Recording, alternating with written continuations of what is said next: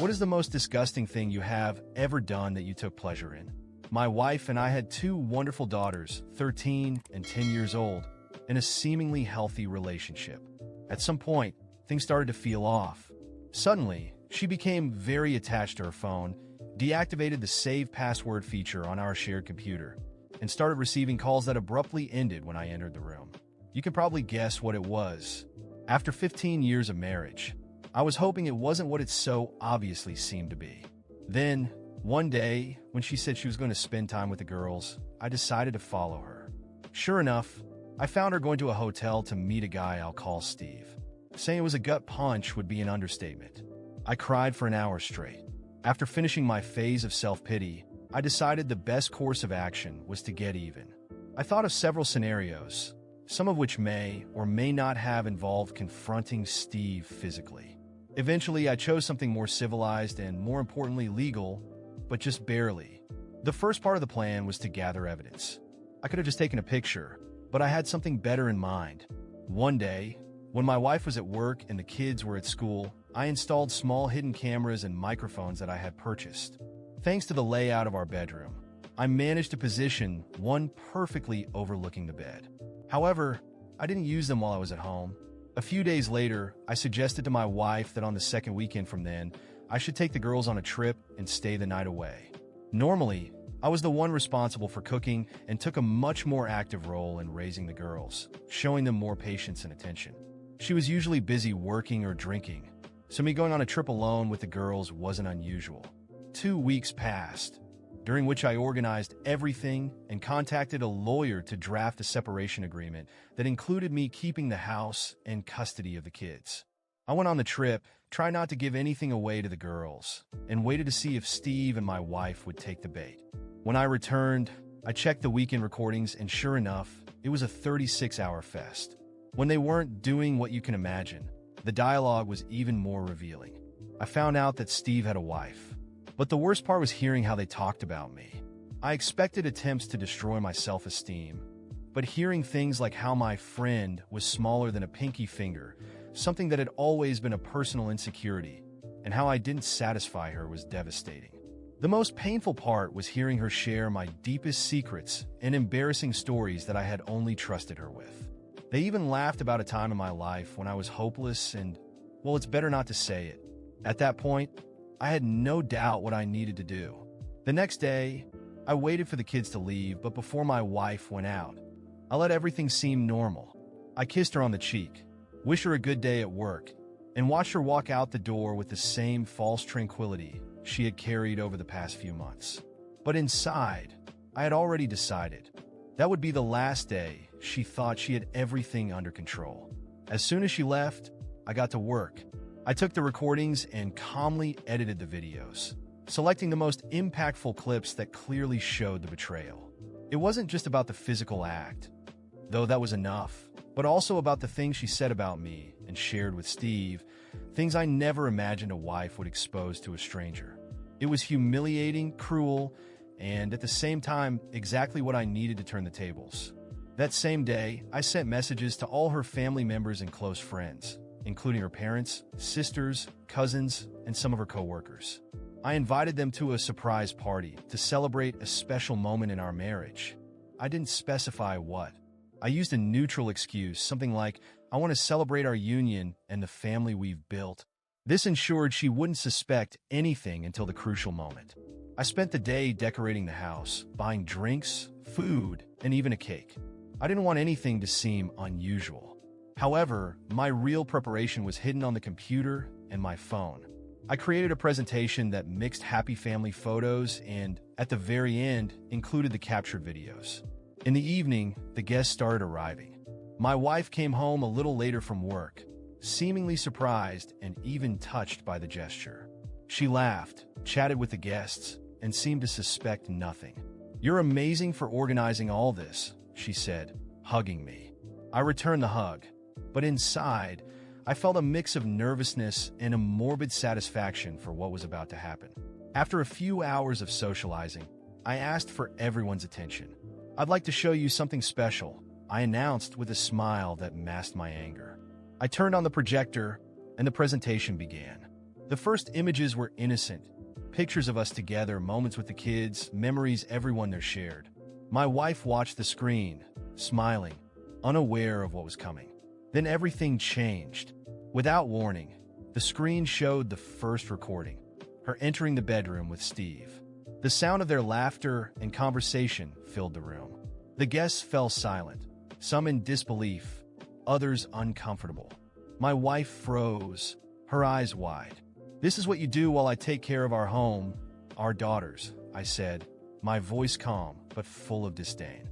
She began to mumble something, but the next scene cut off any attempt at an explanation. A conversation between her and Steve where they both laughed at my insecurities, mocked me, and she revealed intimate details I never thought could be exposed like that. The next few minutes were chaos. The room was in shock. Some family members looked at her with disgust. Others stared at me, unable to believe I had the courage to expose everything like this. My wife, desperate, tried to turn off the projector, but I was ready. "Sit down," I shouted firmly, making her stop. She fell into a chair, tears streaming down her face. When the last video ended, the room was utterly silent. I picked up my phone and, without anyone noticing, started recording the environment, the reactions, the looks of disapproval, and the humiliation on her face. While she tried to explain herself to the guests, it was already too late. The damage was done. Later that night, with the video of the party edited, including the recordings of her betrayal, I sent everything directly to Steve's wife on Instagram. I didn't need to say anything. The images spoke for themselves. A few hours later, I got a notification. She saw the message. It didn't take long for the bomb to explode on the other side as well. In the end, as I watched the chaos unfold, I realized something. Despite everything, I had felt pleasure in executing every detail of this revenge. Yes, it was cruel, it was disgusting, but for some reason, it was exactly what I needed to move on. And now, her life would never be the same.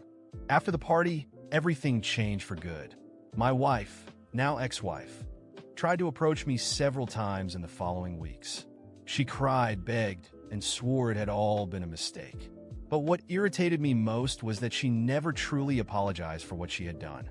There was no genuine regret for the cruel words, the secrets shared, or the betrayal itself. She only lamented being caught. That confirmed what I already knew.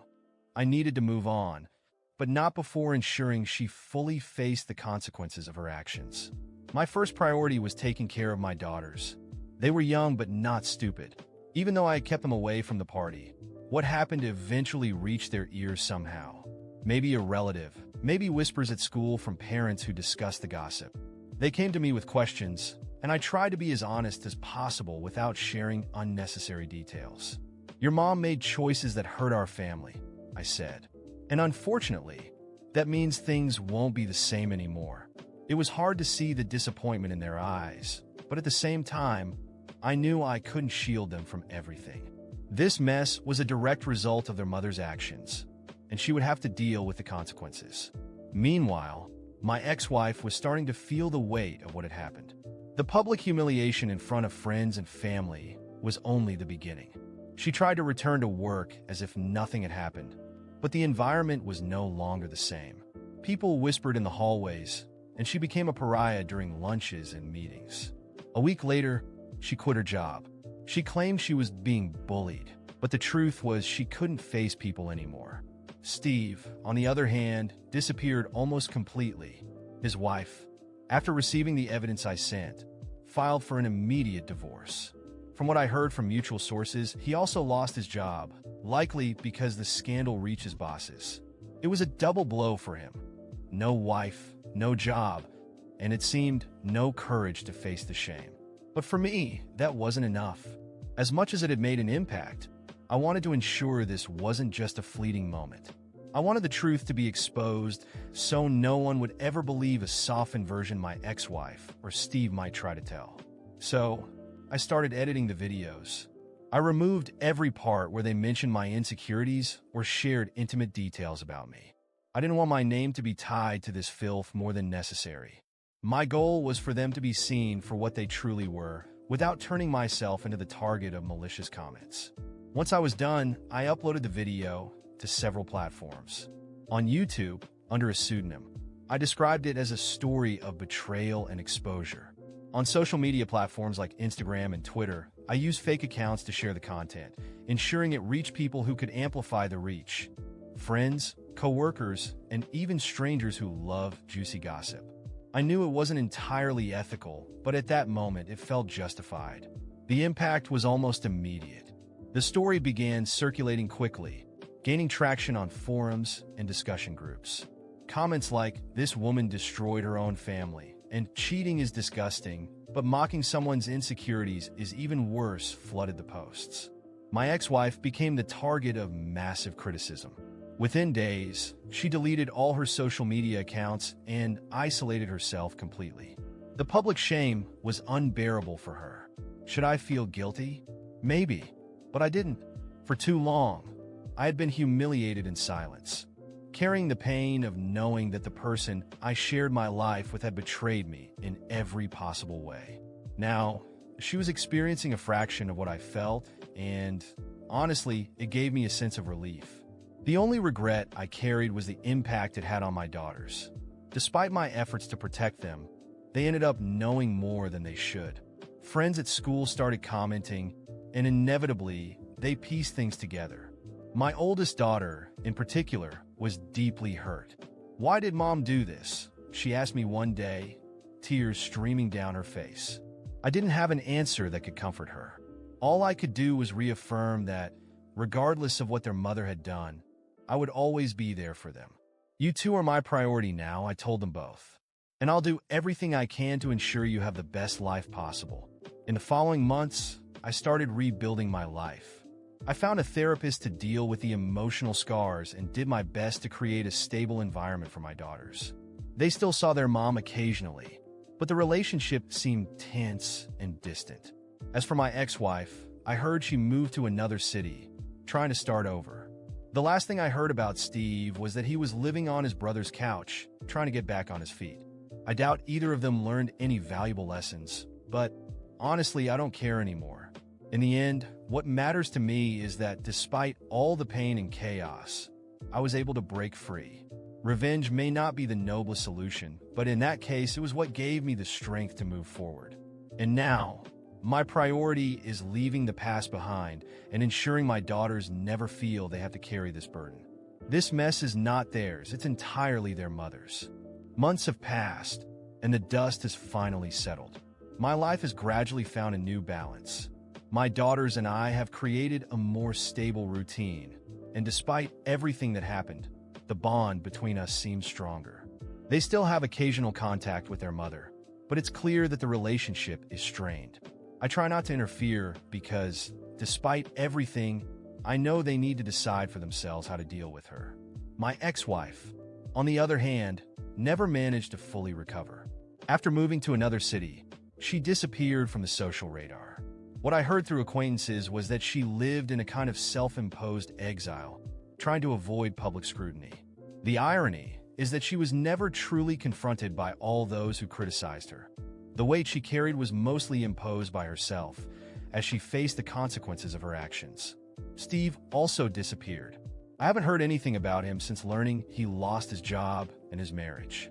His story was just another piece of a larger puzzle of bad choices that surfaced and ruined lives. As for me, after everything I did, I can say that the sense of justice came with a certain discomfort. I got what I wanted. I morally destroyed the people who betrayed and hurt me.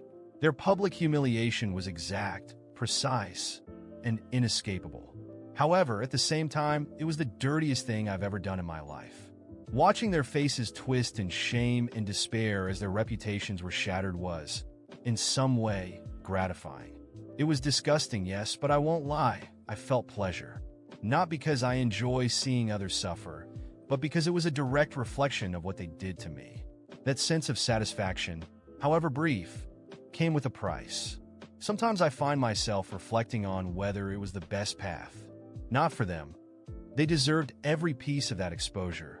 But for myself, publicly exposing all of that, even removing the personal parts, was an act that required me to dive into the depths of my anger and indignation.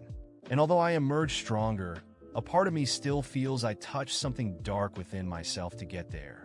Today, I am focused on rebuilding a healthy life for me and my daughters. I've returned my focus to my career, reconnected with friends I had lost touch with during the marriage, and I'm even beginning to consider a future where a new relationship might be possible. But now, I'm much more cautious, much more vigilant. I no longer allow anyone to cross the boundaries I've set. I learned, in the hardest way, that trust is something precious and easy to destroy. Sometimes I still think about how everything unfolded. I think about how the betrayal began with small lies, moments of neglect, and a lack of respect. I think about how I overlooked signs that might have changed the course of things if I had acted earlier. But I no longer dwell on that. I have no regrets about exposing the truth. Only the certainty that it was the way I found to regain control of my life. And in the end, when I look at my daughters and see that they still have hope, that they still believe in something better, I know I did what needed to be done. Yes, it was the dirtiest thing I've ever done, but in a way, it was also the most liberating. And with that, I close this chapter of my life, ready to look forward and build something new, leaving the weight of the past where it belongs.